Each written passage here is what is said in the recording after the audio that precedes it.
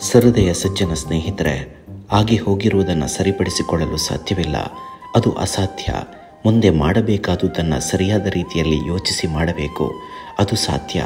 ಪ್ರಯತ್ನವನ್ನು ಎಂದಿಗೂ ನಿಲ್ಲಿಸಬೇಡಿ. ಭರವಸೆಯನ್ನು ಯಾವತ್ತೂ ಕಳೆದುಕೊಳ್ಳಬೇಡಿ. ಒಳ್ಳೆಯ ದಿನ ಬಂದೇ ಬರುತ್ತದೆ. ಕಾಯುವ ತಾಳ್ಮೆ ಇರಬೇಕು ಅಷ್ಟೇ.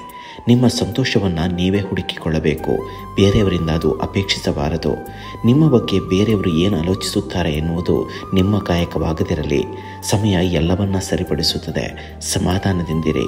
ಹೆದರಿ ಬದುಕಬೇಕಾಗಿರುವುದು ನಮ್ಮನ್ನು ಸೃಷ್ಟಿಸಿದ ಭಗವಂತನಿಗೆ ಹೊರತು ಕಣ್ಣಿಗೆ ಕಾಣದೆ ಬೆನ್ನ ಹಿಂದೆ ಮಾತಾಡುವ ಜನರಿಗಲ್ಲ. ನಿಮ್ಮ ಆತ್ಮಬಲವೇ ನಿಮಗೊಂದು ದೊಡ್ಡ ಶಕ್ತಿ. ನಿಮ್ಮ ಮೇಲೆ ನಿಮಗೆ ವಿಶ್ವಾಸವಿರಲಿ. ಅತಿಯಾದ ಯೋಚನೆ ಮಾಡುವುದನ್ನು ಬಿಟ್ಟು ಬಿಡಿ.